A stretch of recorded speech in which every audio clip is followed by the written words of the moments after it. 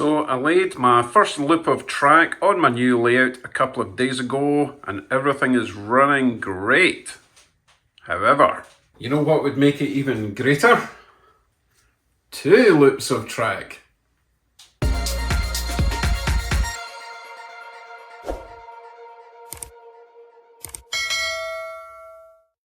Hello YouTubes, today we're going to lay the cork track bed for the second of the outer loops on my new layout. Then, hopefully, by the time that's dry, we can get the track down for the second loop and have 2 sets of trains running in opposite directions. First though, track bed. I don't actually have too much to lay down because I already went 2 tracks wide with the cork bed for half of the track, except the bends because they're going to have to be separated a little bit to avoid coaches crashing into each other. So I've got that bend to do. That section's obviously done. I've got that bend to do. Big section's done. Wow, that's half the track right there. I've got this bend to do, that bit's done, and that bit to do. So not too bad.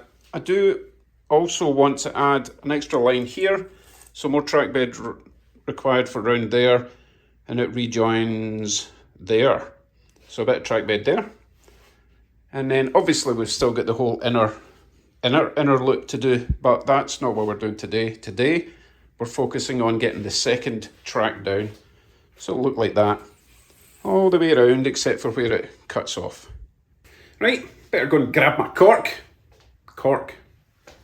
I am using this 1/4 inch cork underlayment, which I get from Home Depot, 5 sheets for $40 to $50.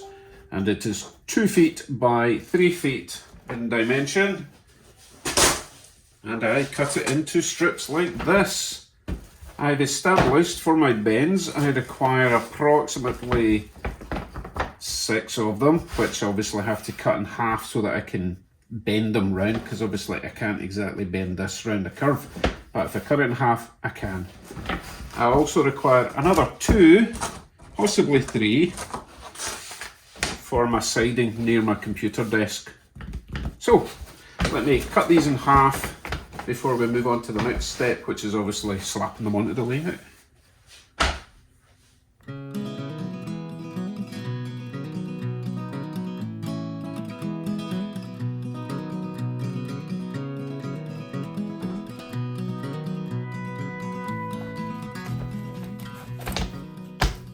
Done. Right, I need to go and grab some glue and my push pins. I'm going to start with this section, which is just to the left of my lift bridge. Now, you'll notice, oh, by the way, before you ask, yes, I'm currently lying on top of my layout because I've only got wee short arms. Right, you'll notice this. This is the centre line, if you like.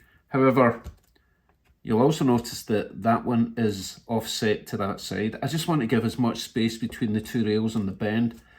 See how it's actually curving out a little bit there? I'm going to do the same on this side. I just don't want any interference between longer passenger coaches and that kind of thing.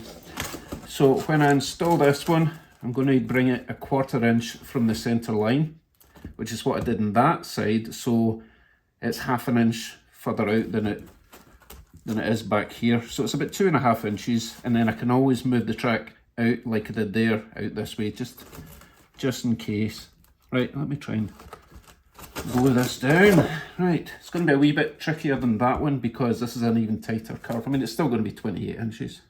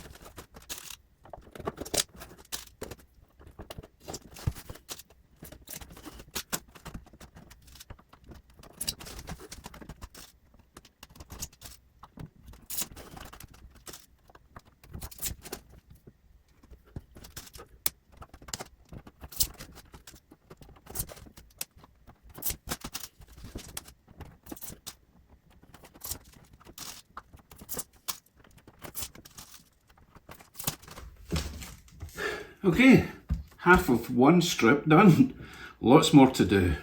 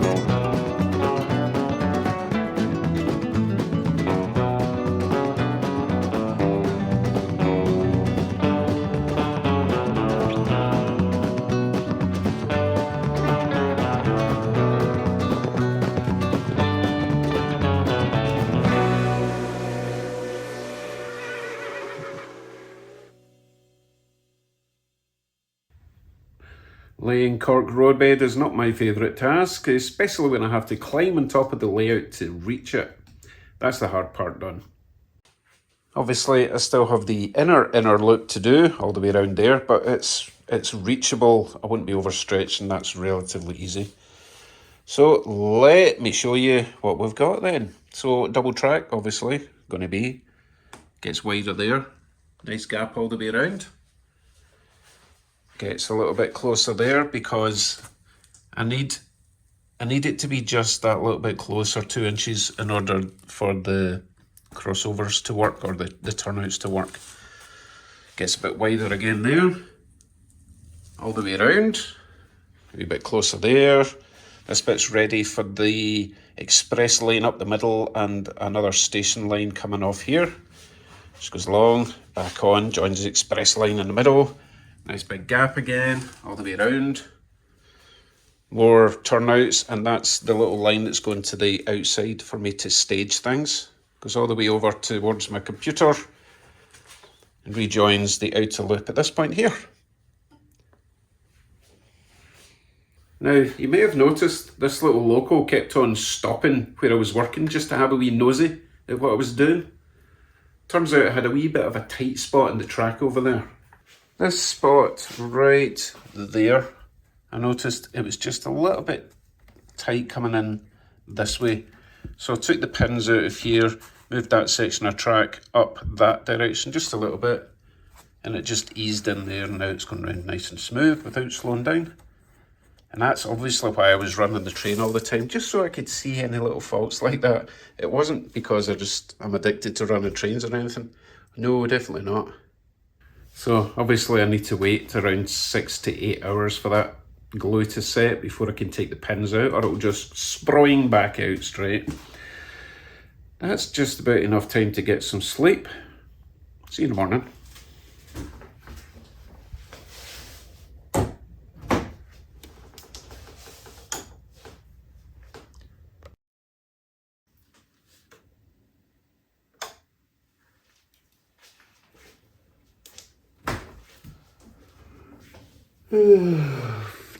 Ooh, back in a minute. That's better. Good morning. Right, my track bed should be all nice and stuck down. So let me remove all the pins and then we can start on the track. All my pins are removed. Let's just check it. Nice big gap there all the way around. Should be the same in each corner. It's not an exact science I'm going with here, as long as it's good enough.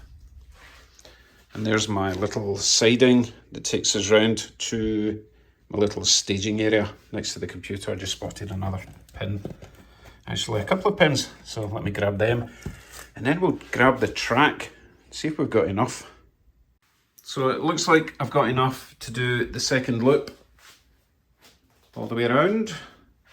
However, I don't think I've got enough to do this station rail, and I've only got one section up here, so I'm not going to be able to get all the way around to do my siding, which is unfortunate. So I'm going to have to buy at least another pack, actually a few packs, because I still have to do the inside loop. But let's deal with that after next payday, shall we? Time to grab my rail cutters, my little grinder, my soldering iron, track pins and connectors. Yeah, let's lay some track.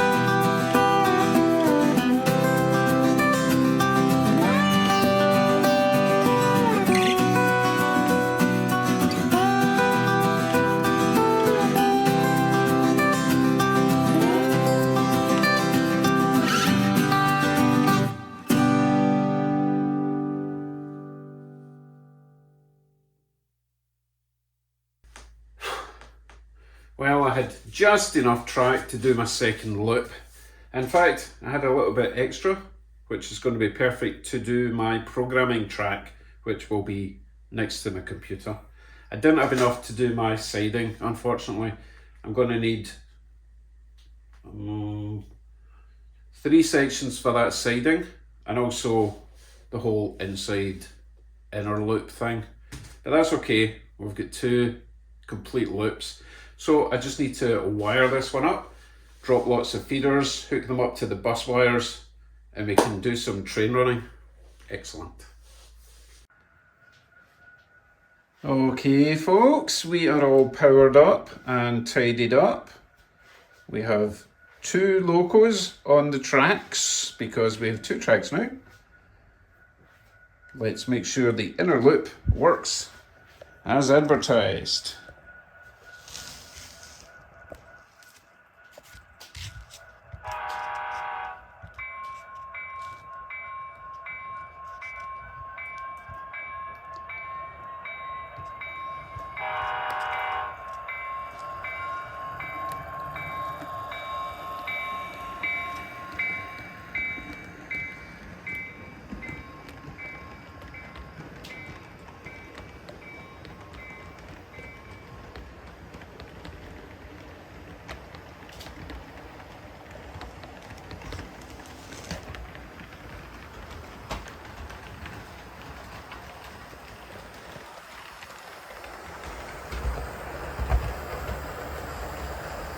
And I need to fire up the other loco, make sure they don't intersect at the curves.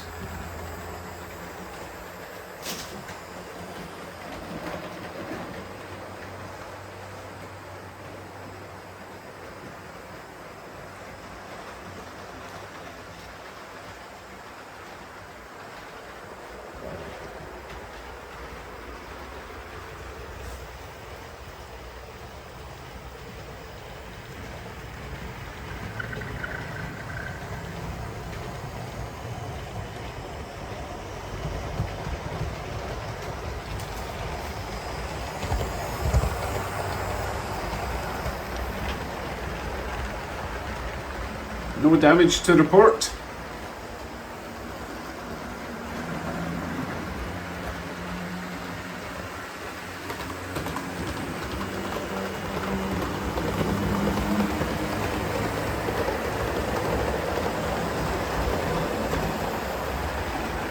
Fantastic.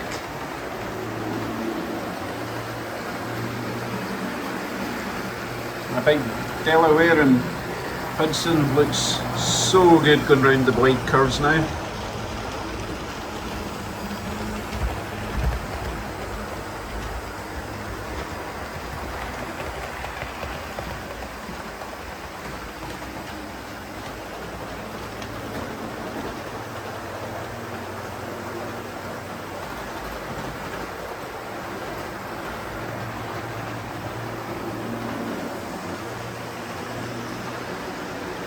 Mission accomplished, everyone. Awesome.